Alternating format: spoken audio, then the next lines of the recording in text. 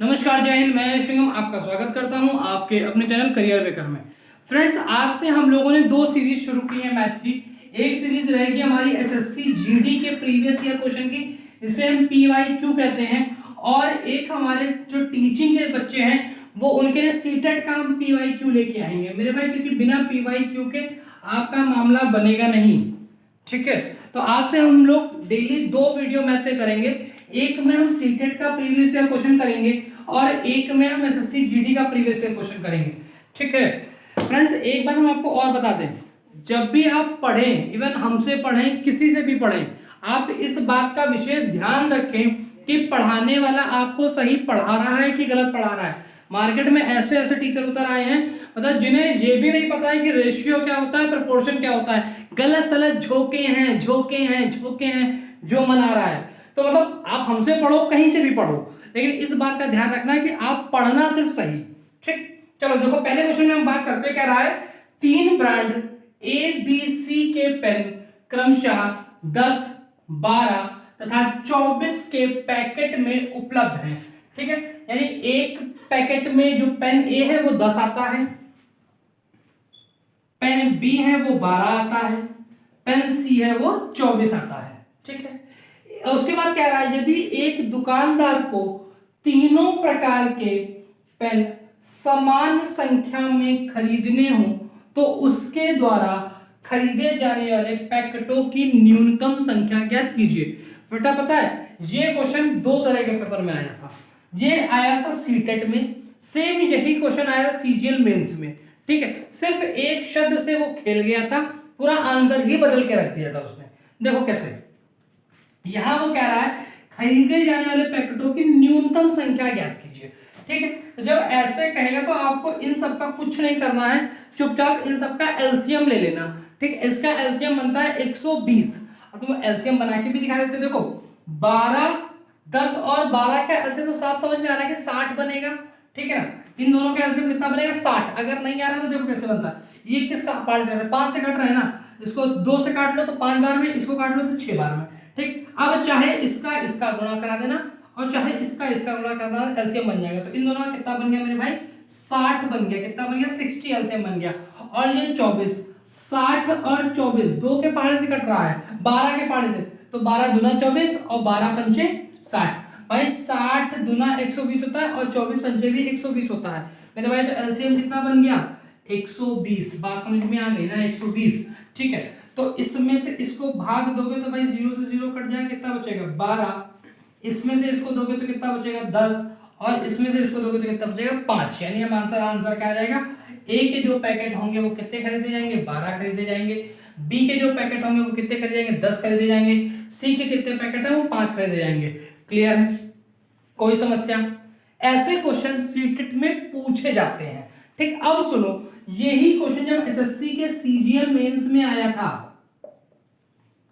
तो ऐसा उसने क्या कर दिया था कि उसने टहला के रख दिया था, कुछ नहीं किया था, पूरा सेम क्वेश्चन सेम डाटा, बस न्यूनतम की जगह शब्द उसने अधिकतम लगा दिया था, सिर्फ इतना काम कर दिया था। ठीक, और तुमको पहला ऑप्शन ही यही दे रखा था कि तुमको टहला ही नहीं मेरे भाई।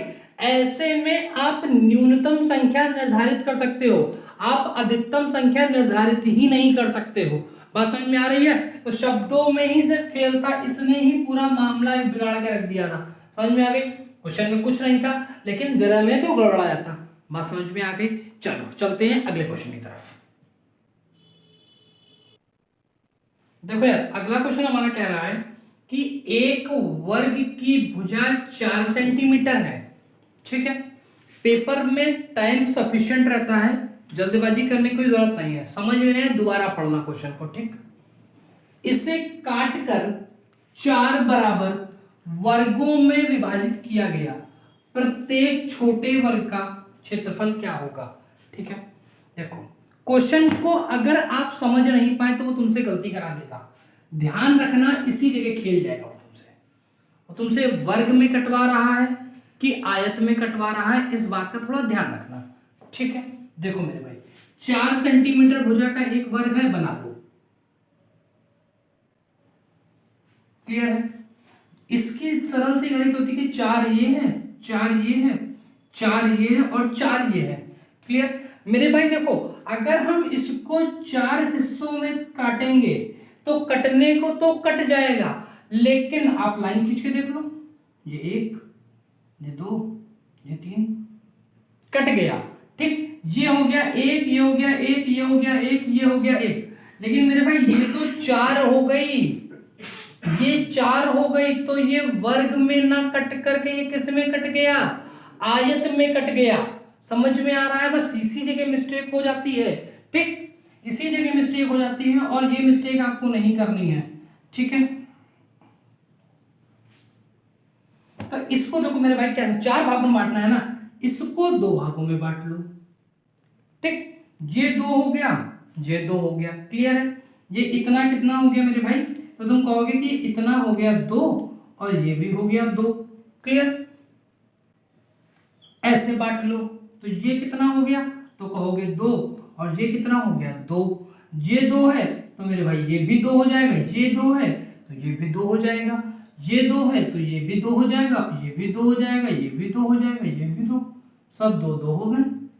बट गया 1 2 3 4 और चारों के चारों है क्या, वर्ग है। कह रहा प्रत्येक छोटे वर्ग का क्षेत्रफल, तो मेरे भाई वर्ग का क्षेत्रफल क्या होता है, भुजा स्क्वायर। रटने की जरूरत है नहीं, तरीका क्या कहता है कि जब हम किसी चीज का क्षेत्रफल ले रहे हैं, बड़ा हिस्सा लेंगे, यानी यहां से लौटना शुरू करेंगे और इस पूरे में लौटेंगे। ठीक, यहां तक लौटे तो यहाँ पे भी लौटे, यहाँ पे भी लौटे, लंबाई भी लिया चौड़ाई भी लिया, दोनों चीजें ले लिया ना। और क्षेत्रफल का मतलब पावर कितनी 2, तो इसका गुणा कर देंगे तो क्षेत्रफल क्या होता है मेरे भाई, तुमको क्या बताया था, कौन से कहोगे कि भुजा का स्क्वायर। तो भुजा कितनी बची, 4 9 करके भुजा कितनी हो गई, 2 हो गई है मेरे भाई। तो 2 का स्क्वायर कितना हो जाएगा 4। लेकिन अभी भी वो तुमसे यहाँ पे गलती कराएगा, अभी भी गलती कराएगा। तुम 4 सेंटीमीटर पहला ऑप्शन आया था, ये 4 सेंटीमीटर नहीं होगा मेरे भाई, 4 सेंटीमीटर स्क्वायर आंसर बनेगा। तो आंसर कितना बनेगा 4 सेंटीमीटर स्क्वायर। तभी तुमसे क्या कहते हैं, क्षेत्रफल क्या पावर लेके आता है, क्षेत्रफल 2 पावर लेके आता है। बात समझ में आई? छोटे छोटे क्वेश्चन ऐसे ही सीटेट में आते हैं, बहुत प्रेम से निपट जाता है। ठीक, चलो चलते हैं अगले क्वेश्चन की तरफ।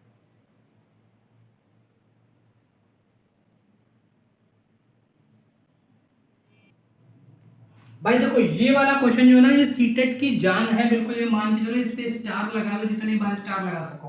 जय बार सीटेट का पेपर होता है तय बार ये प्रश्न आता है। प्रश्न कह रहा है वह संख्या जो 1 से 10 दोनों सम्मिलित का मतलब 1 भी होगी और 10 भी होगी, ठीक है, तक सभी संख्याओं से विभाजित होगी। ठीक, कभी कभी क्वेश्चन क्या होता है, क्वेश्चन होता सरल है, नहीं सरल होता तो हम सरल उसको बना सकते हैं, लेकिन हम पेशेंस नहीं रखते, हम हड़बड़ा जाते हैं। देखो ऐसे क्वेश्चन में क्या करना है कि ऐसे क्वेश्चन हमेशा बाई ऑप्शन उठाए जाते हैं। ठीक है, एक S4 का नियम होता है, S4 का नियम, ठीक है, बेसिकली ये इंग्लिश में लगता है S4, लेकिन तुमको मैथ में लगाना है। S4 का मतलब C4 होता है, चारों को देखो। ठीक है, हम अगर हमें सही नहीं पता है तो हम गलत तो ढूंढ ही सकते हैं ना, दोनों में से कुछ तो पता ही होगा। देखो अब तुमको पता होना चाहिए कि डिविजिबिलिटी रूल क्या होते हैं। तो डिविजिबिलिटी देखो, 2 की डिविजिबिलिटी कहती है कि इकाई अंक में 0 2 4 6 8 होगा तो 2 से कट जाएगा। ठीक है मेरे भाई, सभी हैं। ठीक, 3 क्या कहता है कि जो अंक है अंकों का योग 3 से विभाजित होना चाहिए। ठीक है, यानी इसका मतलब क्या है कि अगर 18 दिया है तो इन दोनों को जोड़ दो, तो 8 और 1 9, 9 3 से कटता है ना, तो संख्या भी 3 से क्या हो जाएगी, कट जाएगी। यानी 3 से क्या होना चाहिए, विभाजित होना चाहिए, विभाजित होना चाहिए। देख करके देखो 0 1, 1 कटेगा 3 से, नहीं कटेगा। 1 0 0, 1 कटेगा, नहीं कटेगा। 6 0 4, तो 6 4 10, 3 से कटेगा, नहीं कटेगा मेरे भाई। तो एक ही ऑप्शन मतलब 2 5 2 7 और 2 9, तो क्या 9 तो कट जाएगा ना 3 से, तो यही आंसर हो गया, खत्म हो गया। लाओ को फटाफट डिविजिबिलिटी रूल रिपीट करा देते हैं। ठीक है, 4 की डिविजिबिलिटी मेरे भाई ये कहता है कि अंतिम 2 संख्याएं, अंतिम 2 अंक जो है वो 4 से कटने चाहिए। फॉर एग्जांपल ये संख्या दी है 24 09 272 728 14 16। अब तुमसे हम ये पूछे 4 से कटेगी, अगर तुमने कहीं इसको चेक करना शुरू कर दिया मेरे नाम, तो तुम्हारी कहानी खत्म ही कर देगा। बस कुछ नहीं करना है, बस ये देखना अंतिम लास्ट 2 डिजिट जो हैं अगर ये 4 से डिविजिबल है, ठीक है, अगर ये 4 से डिविजिबल है तो ये पूरी संख्या ही 4 से क्या हो जाएगी मेरे भाई, डिविजिबल हो जाएगी। और तुमको पता है कि 16 जो है वो 4 से क्या है, डिविजिबल है। तो 4 से डिविजिबल हो जाएगी।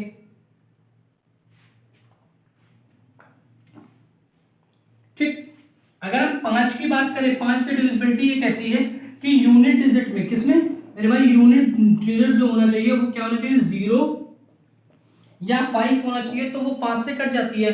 अगर हम 6 की डिविजिबिलिटी की बात करें तो मेरे भाई देखो 6 को हम 2 into 3 लिख सकते हैं कि नहीं लिख सकते हैं, लिख सकते हैं ना। यानी इसका मतलब ये होता है कि यूनिट डिजिट में हमारा 0 4 0 2 4 6 8 हो और जो डिजिट का योग हो वो 3 से कटे, तो ऐसी संख्या क्या होती है, वो 6 से कट जाती है। ठीक है यार, वो 7 की डिविजिबिलिटी तुमको हम नहीं बता रहे हैं क्योंकि 7 की डिविजिबिलिटी हर नंबर पे वेरी कर जाती है।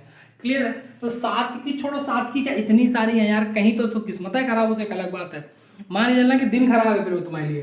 ठीक है, 8 की डिविजिबिलिटी मेरे भाई ये कहती है कि अंतिम 3 अंक जो होते हैं किसी भी संख्या के, लास्ट 3 डिजिट जो होते हैं वो 8 से जब डिवाइड हो जाएंगे तो वो पूरी संख्या ही 8 से डिवाइड हो जाएगी। बात समझ में आ गई। 9 की डिविजिबिलिटी क्या कहती है कि जो अंकों का योग है, अंकों का योग है वो किससे कटना चाहिए, 9 से कटना चाहिए। 10 की सबको पता है यार कि यूनिट डिजिट में क्या आना चाहिए, 0 होना चाहिए, तभी वो 10 से कटती है। बात समझ में आ गई। ये था क्वेश्चन, हमने आपको पूरा रिवाइज करा दिया अच्छे से। ठीक है, एक काम करो, इसका स्क्रीनशॉट बना लो तुम, तुम्हें काम आएगा।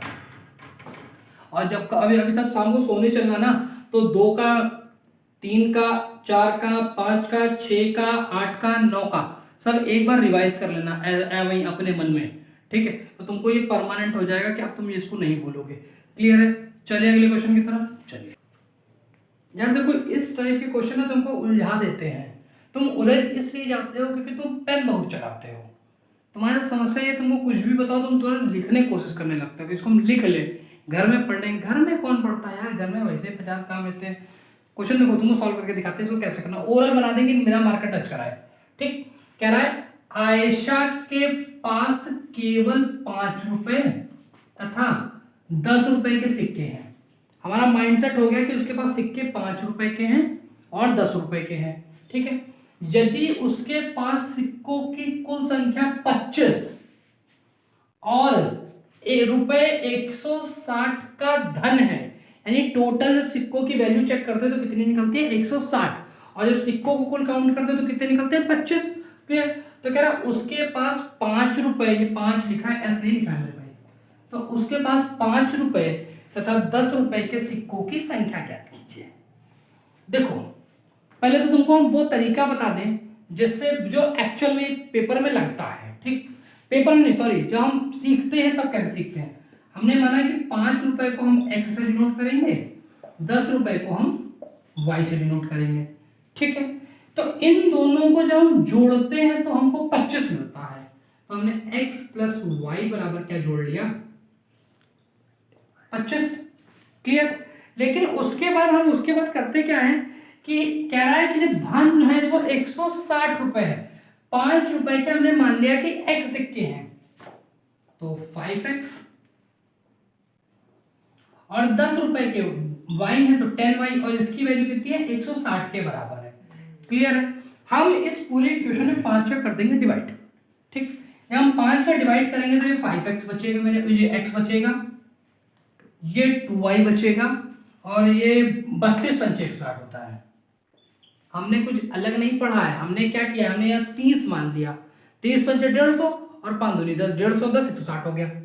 क्लियर है, सॉल्व करेंगे, माइनस माइनस माइनस काट दिया, ये बचा माइनस का y, और 32 में 25 जाएगा, देखो 5 इधर और 2 उधर, 7, तो ये माइनस का 7, यानी x y की वैल्यू कितनी आ गई 7, यानी इसकी वैल्यू कितनी आ गई 7, यानी 10 रुपए के मेरे भाई कितने सिक्के हैं 7, एक ही ऑप्शन है, ये उठा दिया।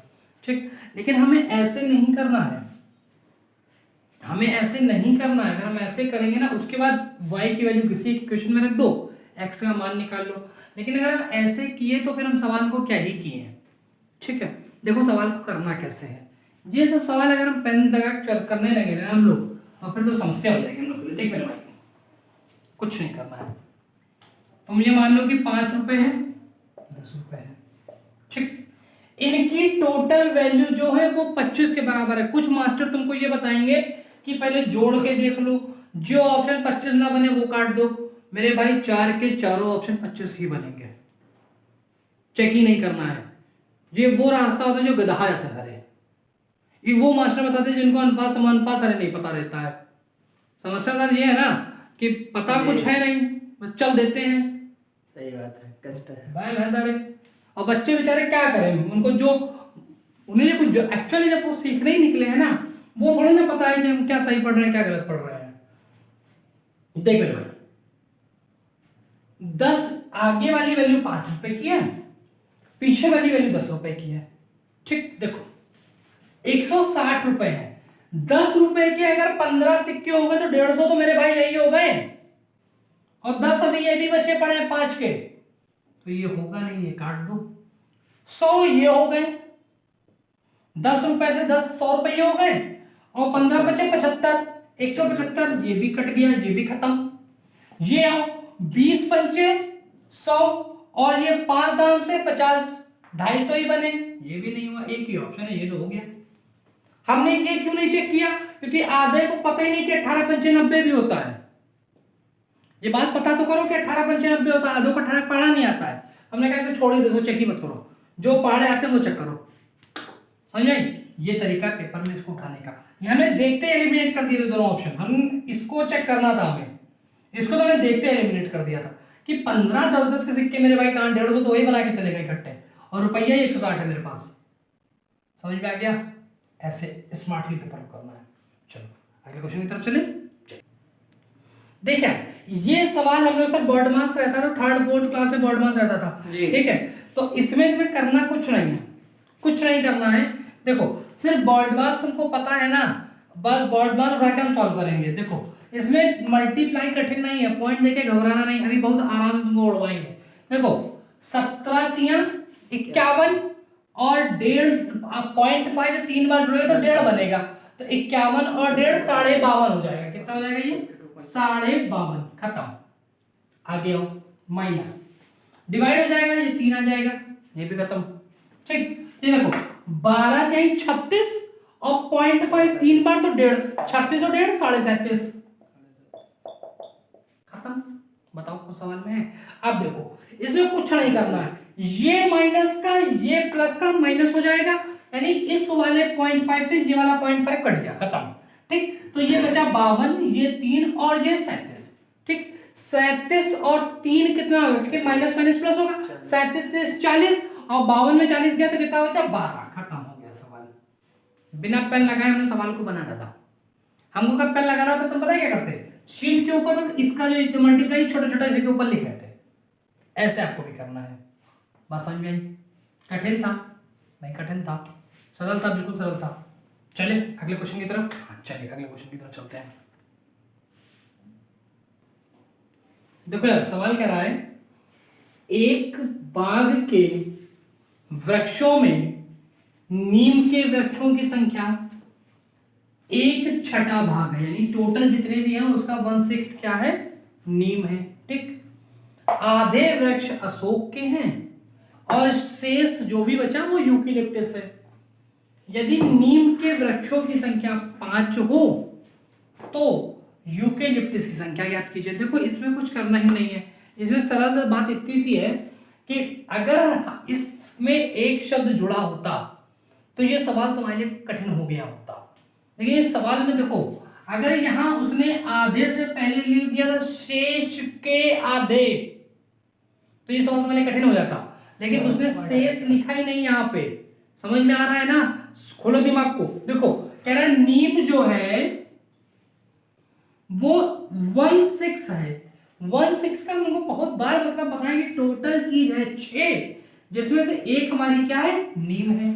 ठीक, कह रहा आधे अशोक है, अशोक। अब शेष के आधे तो कह नहीं रहा है, तो टोटल के आधे, यानी टोटल हमने कितने 6 माने हैं ना, तो 6 का आधा कितना हो गया? 3।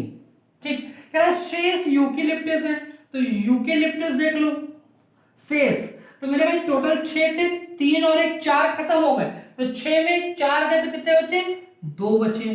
कह रहा है यदि नीम के वृक्षों की संख्या 5 हो, हमारे अकॉर्डिंग नीम 1 क्वेश्चन के अकॉर्डिंग 5 है, तो यूकेलिप्टस की संख्या मेरे भाई अगर 1 बराबर 5 है तो 2 बराबर कितना आ जाएगा? 10 आ जाएगा ना। आंसर खत्म। ले लो। इस सवाल में कुछ था ही नहीं, दम नहीं थी। लेकिन समस्या यार ये है ना कि जब ऐसे सवाल फंस जाते हैं तो ये कांडी कर देते हैं। ये सब कांडी लगाने वाले प्रश्न हैं, अगर तुमको उलझा ले गए कहीं अपने में तो फिर तुमको टहला ही देंगे पूरा। बात समझ में आ रही है ना? चलो देखो यार, सीटेट का पेपर दे रहा हूं, साइकोलॉजिकल प्रेशर उसने तुम पे इस क्वेश्चन पे खूब बनाया है। कैसे? देखो, एक रेलगाड़ी दिल्ली से 29 अगस्त 2019, पहला प्रश्न। सर 29 को जरा सा सर थोड़ा ऊपर लिखिए सर, थोड़ा सा ब्लर हो रहा है शाइन करने की वजह से। 29 है सर। धन्यवाद सर। 29 अगस्त 2019 को 4:30 और 4:30 भी नहीं लिखा है, मजे की बात, उसने 16:30 लिखा है। दूसरा प्रश्न, पहला प्रश्न से तुमको 2019 लिख के बना दिया, क्या है भगवान आगे पता नहीं क्या है। फिर उसने 16:30 लिख दिया, आधों को नहीं पता होगा, 16:30 बजे प्रस्थान करती है और अपने गंतव्य पर यानी डेस्टिनेशन पर 31 अगस्त को 8:45 बजे पहुंचती है। तो यात्रा का कुल समय बताइए। देखो कुछ नहीं करना है, बहुत प्रेम से एक बात ध्यान रखना कि रेलवे की जो क्लॉक है, तुमने पढ़ा होगा पास्ट परफेक्ट होते नहीं है, पास्ट परफेक्ट कॉन्टिन्यूअस वाले जो होते हैं जिसमें टिल और अनटिल लगता है, ठीक है, सिंस और फॉर लगता है, ठीक है, डेफिनेट और इनडेफिनेट के लिए, ठीक है। लेकिन टाइम वहां पे डेफिनेट मानते हैं। तुम कहोगे 4 बजे सुबह का कि 4 बजे शाम का, मेरे भाई 4 बजे सुबह और शाम का होता ही नहीं है, 4 बजे खाली सुबह ही होती है। तुमको पता है ये बात? क्योंकि शाम को 4 बजते ही नहीं है, शाम को 16 बजता है अकॉर्डिंग टू इंडियन रेलवे। समझ में आ रही है? वहां 12 के बाद 1 नहीं बजेगा, वहां 12 के बाद मेरे भाई 13 बज जाता है। क्लियर? तो मेरे भाई 4:30 लिखा हुआ है। अब ये मत पूछना कि सुबह का कि दोपहर का, कॉमन सी बात है कि शाम का ही लिखा हुआ है क्योंकि सुबह 4 ही बजेगा। समझ में आ रहा है ना? देखो 29 तारीख को जर्नी की, 30 को जर्नी की, 31 को जर्नी की। ये उनके लिए जिनको ये सवाल दिक्कत करे, जिनको नहीं दिक्कत करे कोई दिक्कत नहीं है। देखो 31 को पहुंचते हैं, 30 तो पूरा 24 घंटा चली होगी ना, 24 से ले लो, ठीक। 31 तारीख को 8:45 से पहुंच गई तो रात 12 बजे से लग जाता है, ठीक है। तो 8:45 से ये 8:45 तो यही हो गया, ठीक है। सारा कैलकुलेशन तुमको 29 अगस्त में ही वो करवा देगा, तुम्हारा कल्याण वही कर देगा। देखो 4 बजे से रात 12 बजे तक 8 घंटा होते हैं कि 8 4 12, ठीक है। लेकिन यहाँ 4 ना होकर के 4:30 है तो 8 ना होकर के 7:30 हो जाएगा। तो कितना हो जाएगा? 7:30। कैलकुलेट करने की कतई जरूरत नहीं है, तुम कतई कैलकुलेट करना नहीं, तुमको वैसे ही करा देंगे। देखो 45 और 30 मेरे भाई कितना होता है? 75। और तुमको पता है कि 75 का मतलब इसमें 60 मिनट निकल जाएगा, घंटा बना देगा। तो सब 60 मिनट निकल जाएगा तो यहाँ बचेगा कितना? 15 मिनट, यानी आने वाले आंसर में 15 मिनट होएगा। ये है नहीं, ये है नहीं मेरे भाई। ये देखो इसमें देखो 8 7 15, ठीक, और 24 में 15 ही जोड़ लो तो इसके ऊपर निकल गया, 36 के ऊपर निकल गया। ये है नहीं तो क्या बचा? नहीं बचा। आंसर क्या आ जाएगा? 40 और 15 मिनट। समझ में आई हो भाई? जो नहीं आए उसको पूछ लेना कमेंट सेक्शन में, ठीक है। क्योंकि हम उस रिकॉर्ड को तोड़ना चाहते हैं जहां पे लोग कहते हैं कि यूपी टेट का रिजल्ट 18% जाता है और सी टेट का रिजल्ट 25-26% जाता है। उस रिकॉर्ड को अपने आप को तोड़ना है इस बार, कि जो पढ़ोगे यहाँ से तो पास हो जाओगे, निश्चित ही करा देंगे। कहा है देखो हम कुछ नहीं करा देंगे, कोचिंग कभी कोई कुछ नहीं कराती है, कोचिंग सिर्फ बूस्ट देती है। हम आपको बूस्ट कर रहे हैं, ठीक है। आप बूस्ट हो गए यहाँ से, हम आपको तरीके बताएंगे यहाँ से। चलो अगले क्वेश्चन की तरफ चलते हैं। चलो देखो मेरे भाई, इसमें कुछ नहीं करना है, सवाल एक आया है, अच्छा क्वेश्चन है, ठीक है। कह रहा है एक 180 सेंटीमीटर लंबी तार को आयत का रूप दिया गया है, ठीक है। आयत समझ रहे हो ना, रेक्टेंगल की बात कर रहे हैं, क्लियर है। यदि आयत की चौड़ाई, आयत मतलब रेक्टेंगल, चौड़ाई मतलब वृत्त, ठीक है, तो लंबाई ज्ञात कीजिए, नहीं लेंथ फाइंड करनी है, ठीक है। छोटे में याद है मम्मी का दुपट्टा लेकर के डिजाइन बनाते थे, जमीन में कहीं गोला खींच रहे हो, कहीं कुछ खींच रहे हो, कहीं कुछ खींच रहे हो, ठीक है, आजकल सोच रहा वो ट्रेंड चला है, बच्चे का बर्थडे जो होता है न्यू बॉर्न बेबी का हर महीने मनाते हैं, तो उसमें जब जीरो बनाना होता है तो मम्मी का फिर दुपट्टा यूज करते हैं, ऐसे जीरो बना देते हैं। ठीक है, तो एक बात ध्यान रखना मेरे भाई, वो रेक्टेंगल ऐसे ही तो बनेगा, ये उतना ही तो लंबा होगा जितनी लंबी तार। अगर 180 सेंटीमीटर की तार है तो मेरे भाई उसको तुम चाहे जिस डायरेक्शन में मोड़ लो, जब वापस टोटल करके नापोगे तो वो 180 सेंटीमीटर ही रह जाएगी ना। तो इस वाले तार को हमने क्या डिजाइन दे दिया है, ये डिजाइन दे दिया है। और अब तुमको समझ में आ रहा होगा कि ये डिजाइन जो है ये इसे क्या शो कर रही है मेरे भाई, पेरीमीटर या परिमाप को शो कर रही है। बात समझ में आ गई। इसमें क्या होता है मेरे भाई, ये एल होता है, ये बी होता है। क्लियर है। देखो जिसको रेक्टेंगल के पेरीमीटर का फॉर्मूला पता है तो अच्छी बात है, नहीं पता है तो हम फॉर्मूला यार कभी पढ़ाते ही नहीं है, क्योंकि फॉर्मूला भाई जो समस्या करता है। पेरीमीटर की कहानी ये होती है कि जिस बिंदु से चलना शुरू करे पूरा चक्कर काट के वापस उसी बिंदु पर आ जाओ। ठीक है, तो यहां से यहां तक चले तो क्या आया एल, यहां से यहां तक गए तो क्या आया बी, यहां से यहां तक गए तो क्या आया एल, और वापस यहां से यहां आया तो क्या आया बी। ठीक है, 2 बार एल है 2 बार बी है तो 2l प्लस 2b, 2 कॉमन कर लेंगे तो l प्लस b होता है। बस ये फॉर्मूला यहीं से निकल के आता है। क्लियर। इसी की वैल्यू मेरे भाई कितनी दी है, 180 सेंटीमीटर दी हुई है। कितनी दी हुई है 180, जिसमें से हमें चौड़ाई दी हुई है 30 सेंटीमीटर, तो हम b की जगह 30 रख ले। ठीक है, तो ये 2 हो जाएगा l plus 30 is equals to 180। Clear. इस वाले 2 से इसको काटोगे तो ये कितना हो जाएगा 90 हो जाएगा। क्लियर है। तो l प्लस 30 बराबर कितना हो जाएगा 90। ये 30 यहाँ प्लस में उधर जाएगा तो माइनस में हो जाएगा, तो l बराबर मेरे भाई कितना आ जाएगा 60 आ जाएगा। वैल्यू कितनी आ जाएगी 60 आ जाएगी। क्लियर। ये 60 हो गया और ये कितना हो गया 30 हो गया। देखो लास्ट टाइम में तुमसे उल्टा हो गया क्या, सॉरी यार, ये 60 हो जाएगा और ये कितना हो जाएगा 30 हो जाएगा। लास्ट टाइम में तुमसे लेंथ निकलवा चुका है, इस बार तुमसे कुछ और निकलवा लेगा, तो कोई बहुत कठिन काम नहीं है। हो सकता है तुमसे एरिया निकलवा ले कि एरिया निकाल दो, तो मेरे भाई एरिया क्या होता है, area of rectangle L into B. ठीक, तो एल इंटू बी करोगे तो क्या आ जाएगा 60 इंटू 30, तो 6 का 18 और 00 और सेंटीमीटर स्क्वायर। खत्म। तो आज के क्वेश्चन भी हमारे समाप्त हो चुके हैं। तो फिलहाल आज के लिए इतना ही। अगर अच्छा लगा हो तो कमेंट सेक्शन में लिखो। आपके कमेंट सेक्शन हमको बताएंगे कि हमें इस सीरीज को कंटिन्यू करना है कि नहीं करना है। क्लियर है। आप मेहनत से जुड़ो, मेहनत करो, आपसे डबल मेहनत करेंगे। और जैसे अभी तक आपके से जो भी वादा किया सब पूरा किया है, तो आप आगे भी सब पूरा करेंगे। अगर चैनल पर नए हो तो चैनल को सब्सक्राइब करो, शेयर करो फ्रेंड्स के बीच में, भयंकर तरह से शेयर करो कि हाँ लगे कि आग लगाती है बिल्कुल। ठीक है। और वीडियो पसंद आई हो तो लाइक करो। ठीक, तो आज के लिए इतना ही। नमस्कार, जय हिंद।